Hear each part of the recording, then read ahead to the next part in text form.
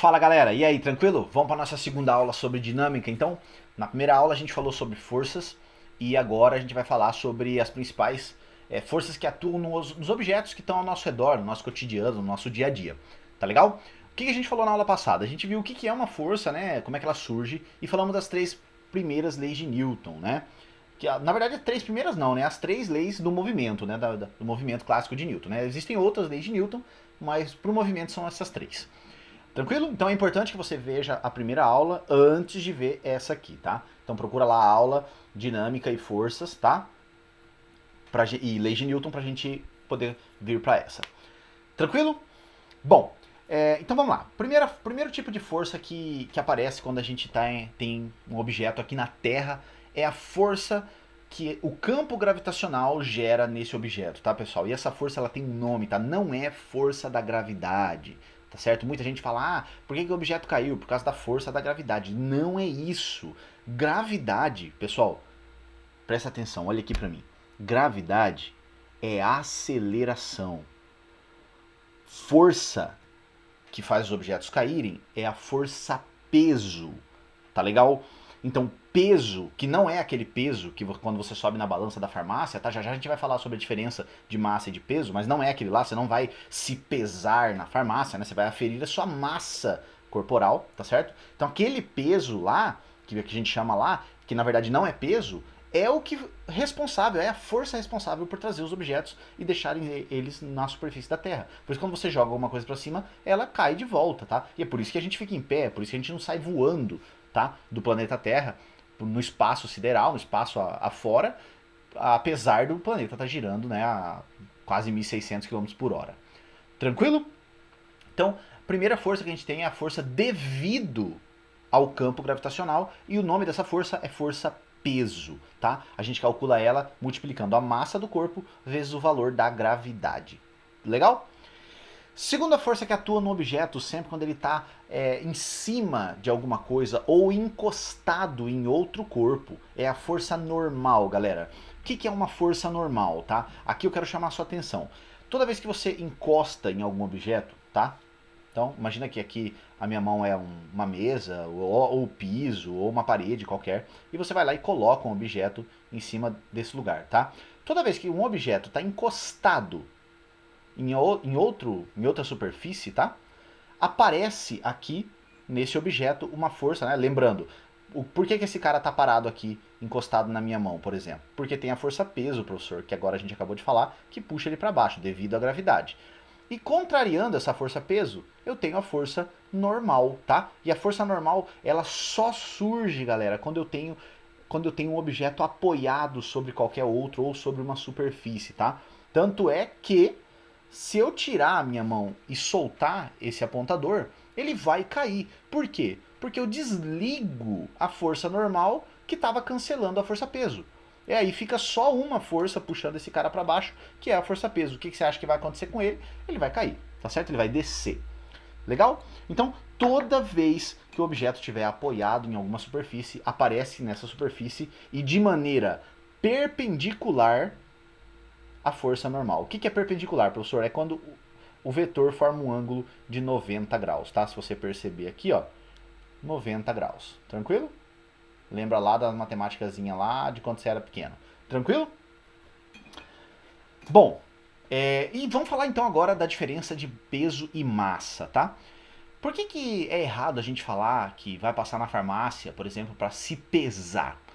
Porque, ó, eu vou te dar um exemplo meu, tá? Mas daí você faz isso aí na sua casa com a sua massa, tá? Eu tenho uma massa de aproximadamente 90 quilos. Bacana? Essa é a minha massa corporal, tá? Eu não preciso dizer aonde está a massa, porque massa é uma grandeza escalar. Eu não preciso de direção e nem de sentido. Eu preciso só do valor dela, tá? Então, 90 quilogramas de massa. Esse é o meu peso corporal. Tranquilo? Se eu subisse numa balança na farmácia e ela de fato me mostrasse o meu peso, sabe qual é o número que ela ia me mostrar? Mais de 900. E não é quilogramas, é 900 newtons. Por quê? Porque peso é força e força é medida em newtons, é uma grandeza vetorial, tá certo? Então, cara, você não se pesa na farmácia. Você vai lá e o número que aparece lá é a sua massa corporal. tá certo? Então, peso é uma força devido à atração da gravidade, tá? Ao campo gravitacional da Terra. E massa é uma grandeza de quantidade de matéria que tem no seu corpo ou em alguma coisa que você está ali pesando, tá certo? A gente usa o termo pesagem, mas ela não se refere à força-peso, e sim à aferição da quantidade de massa do corpo, tá? Então, se a gente fosse falar de maneira correta, teria que ser, vou passar na farmácia e medir a minha massa, tá certo? Mas ia ser meio estranho, dependendo pra quem estiver junto com você, se a pessoa ouve isso, vai falar, pô, esse cara vai fazer o quê, né, velho?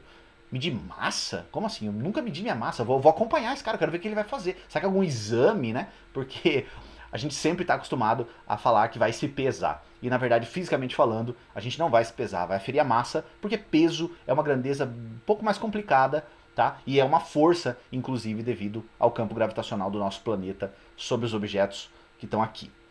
Bacana? Bom, mais uma força que é bastante comum, tá? No nosso dia a dia, é a força de tração. Tá? Professor, o que é a força de tração? Força de tração, vou tirar minha corrente aqui para te exemplificar. Força de tração é toda a força que aparece sempre que eu tenho um cabo, ou um fio, ou algum elástico, ou alguma corda, tá? Sempre que dois objetos estiverem se relacionando através de um fio, de uma corda, de um cabo de aço, a força que aparece nesse fio, tá? Eu chamo ela de força de tração, ou ainda força de tensão. Tá? Já viu falar, nossa, aquele cabo tá muito tensionado, ele vai arrebentar, né? Ou até a gente mesmo, né? Nossa, eu tô numa tensão absurda, eu tô tenso. Quer dizer o quê? Que seus músculos estão ali rígidos, tá? Seus nervos estão rígidos, você não tá legal, você tá duro, você tá esquisito, tá? Isso vale também pro mundo físico, tá certo? Do ponto de vista físico, na verdade.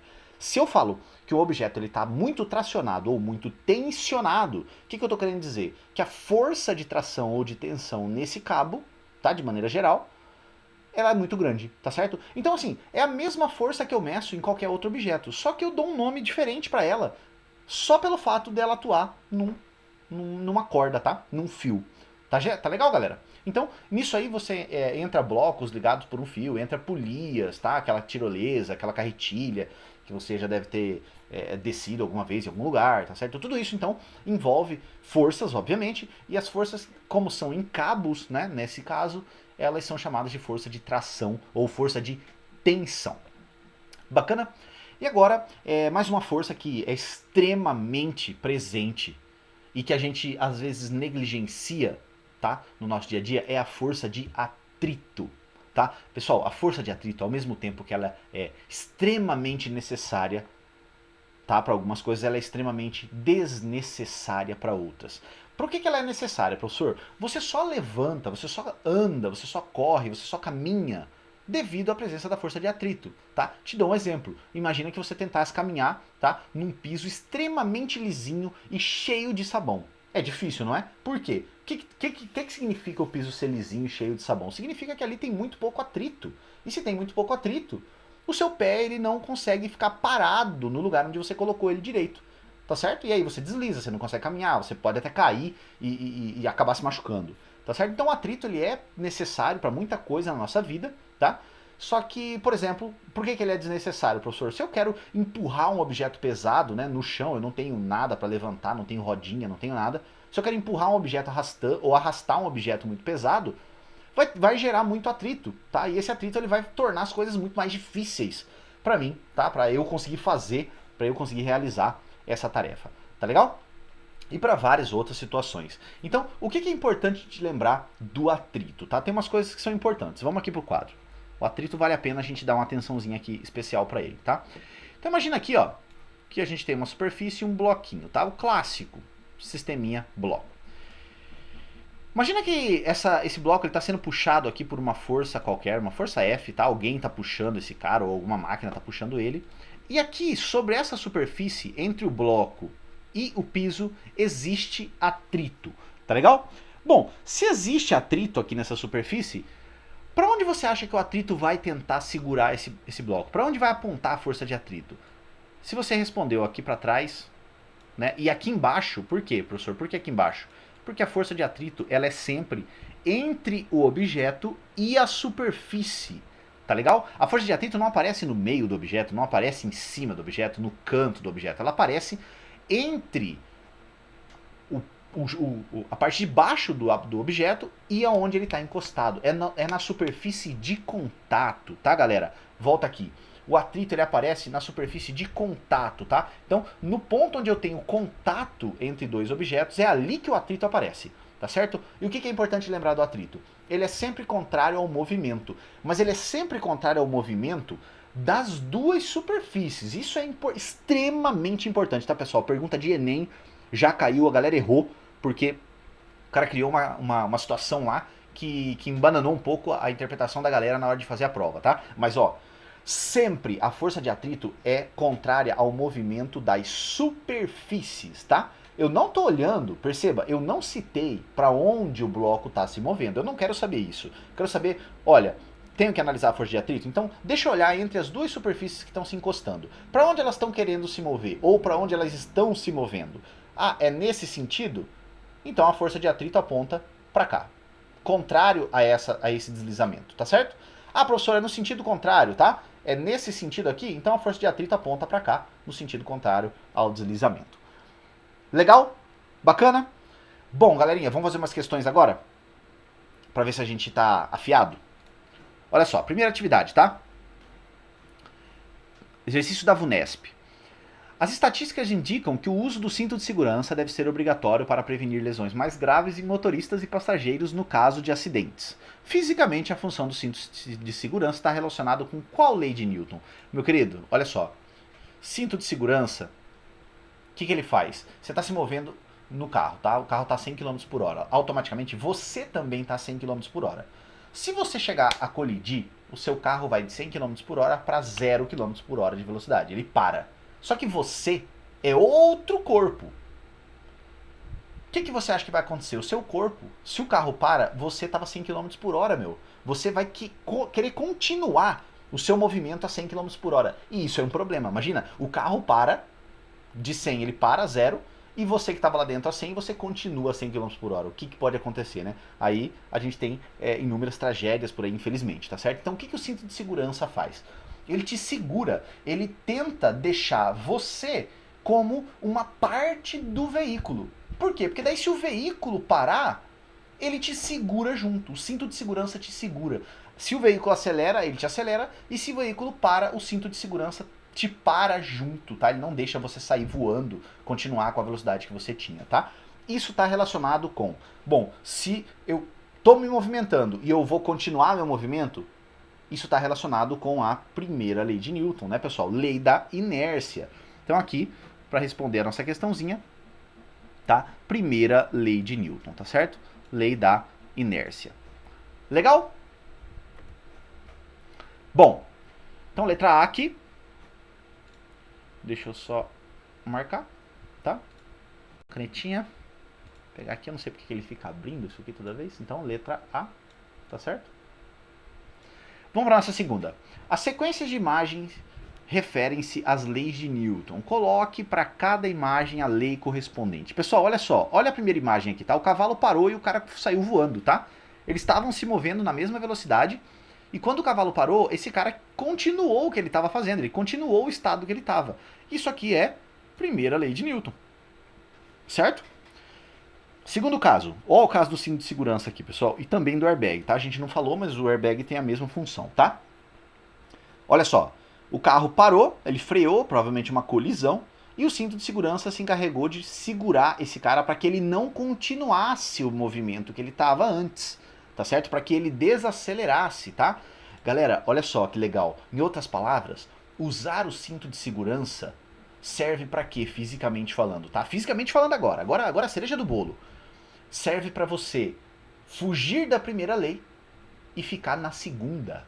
Olha que legal. Por quê? Porque a primeira lei, o que a primeira lei ia fazer com você? Ia fazer você sair voando do carro. Né? Continuar o movimento que você estava antes, independente do que aconteceu com o carro. O que a segunda lei vai fazer? Olha, se o carro parou, como você agora está fazendo parte do carro, entre aspas, né, pelo cinto de segurança, então se o carro foi freado, você também vai ser freado. Se o carro foi acelerado, você também vai ser acelerado. Legal, né?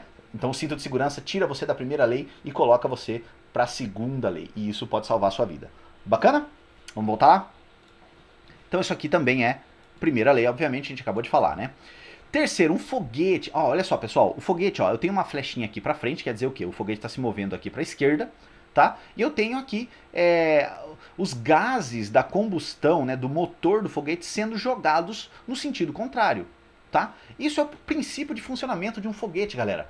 Como é que as espaçonaves, os ônibus espaciais, tá? Eles se movem no vácuo. Eles têm que jogar alguma coisa num sentido para que ele seja jogado em outro. Ó que legal. Eu empurro uma coisa num sentido para ela me empurrar no sentido contrário. Isso te lembra qual lei? Exatamente. Terceira lei de Newton. A ação gerando uma reação, tá? No caso do foguete, o que ele joga para trás? Gases, tá? Em alta velocidade. Massa de gás, tá? Ele queima o combustível e joga para trás numa velocidade absurda. Automaticamente esses gases que ele joga para trás jogam ele para frente e aí eles conseguem se mover, tá? E chegar aonde é o objetivo. Legal? Bom, então aqui nós temos a nossa terceira lei, tá? Terceiro, ó, o ônibus freou e o objeto foi, e os passageiros foram para frente. Primeira lei, né, galera? Estamos ficando craque nisso. Terceiro, ó, tem a mãe e o filhinho empurrando um carro, tá? Ou seja, o carro provavelmente aqui deve ter estragado, né? Não sei por que eles estão empurrando o carro. Geralmente as pessoas empurram o carro quando ele deu algum problema, ele não quer funcionar. Então, se o carro não quer funcionar, provavelmente ele está parado e essas pessoas, né, a mãe e o filho, né, provavelmente, elas estão fazendo uma força nesse veículo para que ele mude o seu estado. Ele estava parado, eles querem que ele se mova. Isso te lembra o quê? Segunda lei de Newton. Legalzinho? Bacana, pessoal.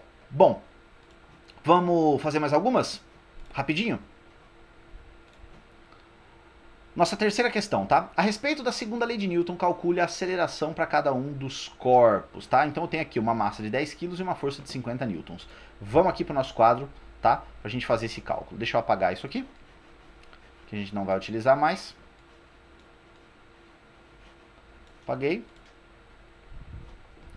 Bom, então, no primeiro caso aqui a gente tem uma massa de 10 kg e uma força de 50, tá? Então aqui, uma massa de 10 kg e uma força F de 50 newtons, tá? Eu quero saber o valor da aceleração.